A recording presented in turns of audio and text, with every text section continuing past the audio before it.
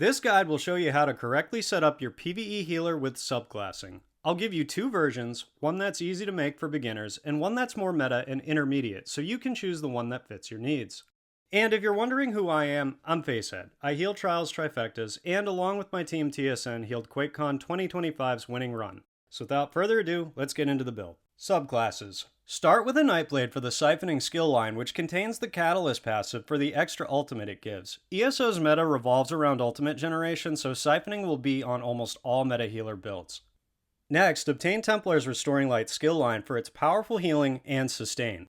Finally, obtain Warden's Green Balance for minor toughness via the Maturation passive, as well as the powerful healing it adds. These skill lines are selected to give you a powerful healer kit that will be able to handle most situations, including groups that may need a healer to carry while remaining meta-focused. For attributes, put all 64 points into Magicka.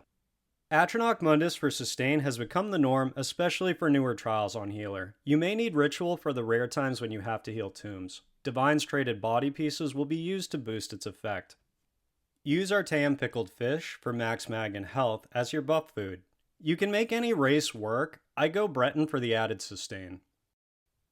For potions, the meta is ultimate potions, which are quite potent when paired with Nightblade's Catalyst passive. Magicka pots or tripots are fine too if you're not looking for meta or don't have the funds for these expensive potions. Skills. For the Restoration Staff front bar, let's start with the two most important healer skills, Radiating Regeneration and Combat Prayer. Try to always slot these. I'll explain why in the How to Use section.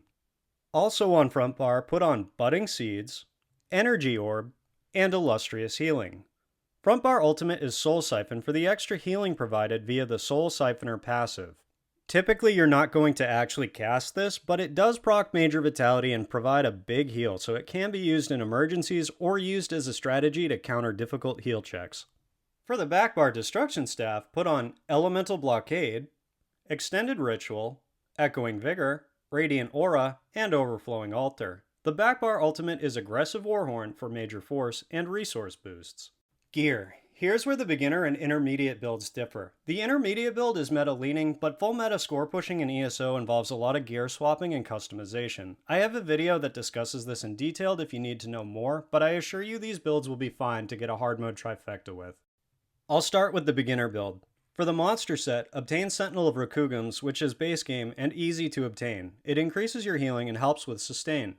You'll need to run Darkshade Caverns 1 Veteran for the headpiece. Join a guild and ask your guildmates for help if you're having trouble. Note that if you decide to run with more advanced groups, the monster helm will vary depending on the group's needs. For the body, obtain the Spell Power Cure set, which gives you and your group major courage, increasing damage and healing done. It drops in the White Gold Tower DLC dungeon. Healing a target that is at full health, known as overhealing, will apply the buff, and the Radiating Regeneration skill is the ideal way to proc it.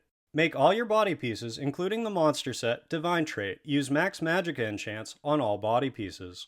For the jewelry and backbar Destruction Staff, obtain Powerful Assault. This set is easy to obtain, making it ideal for players starting out. You can buy it from guild traders and you don't need DLC. We're just backbarring Powerful Assault and using the Vigor skill to proc it. Please note, 2 Vigor casts is needed to fully buff a group of 12 with Powerful Assault. Powerful Assault is one of the many meta healer sets. While you often see it on tanks, many of them have plenty of backup gear, so it's easy for more established support players to accommodate you wearing it. Even score push healers do make use of Powerful Assault, so you will need this set. Jewelry traits should be all infused with reduced spell cost enchantments. You are never going to run out of mag with this setup. An infused lightning staff is the back bar. The enchantment can vary. Here I recommend the weakening enchantment, as some of the newer harder hitting bosses can be mitigated just with this enchant. Ideally the powerful assault staff is lightning so that you can help proc the off balance debuff on enemies. Damage dealers often run the exploiter champion point, which does a lot of damage if you proc off balance.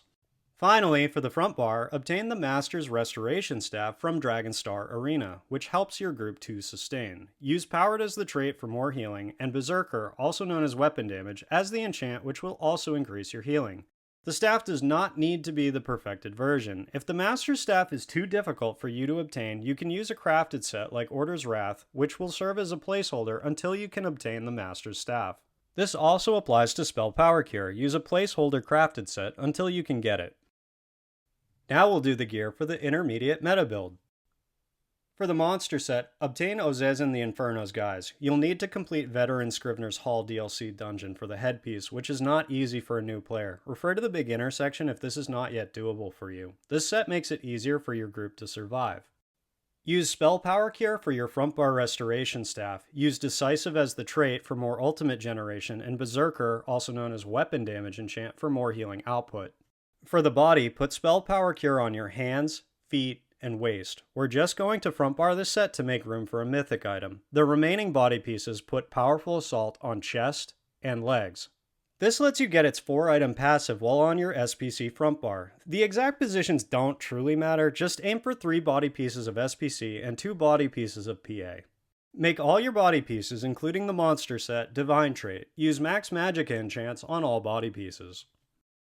For the rings and backbar destruction staff, obtain Powerful Assault. We're just backbarring Powerful Assault and using the Vigor skill to proc it. Use an infused lightning staff on the backbar for off balance to boost the Exploiter champion slottable many DPS use. Use Weakening enchantment to mitigate the hard-hitting bosses of newer content. For the necklace, use Pearls of Elnathe for more ultimate generation. You need to keep your Magicka bar below 50% when running this set. It pairs well with the Decisive Restoration staff. Jewelry traits should be all infused with alchemical acceleration enchantments, also known as potion speed. These reduce the cooldown for when you can hit your next potion, allowing you to proc the catalyst passive from the siphoning skill line more. This has seen increased use since the release of subclassing. For tomb healing, you may need to convert these to spell damage. If you want an alternative to Powerful Assault, you could farm out Pillager's Prophet or Master Architect, but you will want PA in your kit as a healer regardless, and it's the easiest to obtain. And that's it for the differences between the beginner and intermediate builds. They only differ on gear. Now for champion points. Our 3 main blue slottables for healer are Soothing Tide, Rejuvenator, and Swift Renewal. The 4th slot is a flex. Typically it's Enlivening Overflow or From the Brink.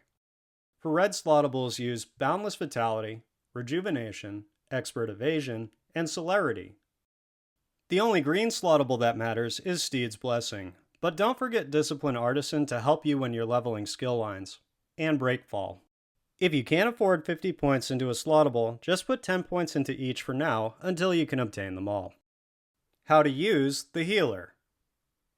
Combat Prayer is your emergency heal. If someone is in trouble, spam this until they're okay. Think of it as your main heal or your burst heal. It also buffs your group with Minor Berserk, so cast it at least once every 10 seconds. I've even gone so far as to prove you can heal a vet trial with nothing but Combat Prayer. See my channel if you want to know more. Radiating Regeneration is your cheap spammable and your other main healing skill. Use this skill whenever your other skills are still active and nothing needs to be reapplied. It's a sticky heal over time or hot, so it hits players without you having to aim it. Radiating Regeneration is unique in that it is the only skill that can guarantee an SPC proc on every player in a 12-man group.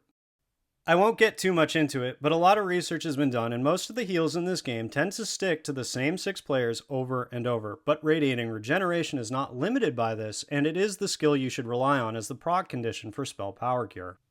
Budding Seeds is a powerful AoE heal with a short duration. If timed right, when it expires, it does a big burst heal that can be useful if pre-placed for a heal check. It also procs green balance skill line passives. Energy Orb is a strong heal and sustain tool when the synergy is used. That also doubles as a hot. It's good to have in group. Short duration skills like Budding Seeds and Orb are ideal on front bar where it's easier to manage their uptimes.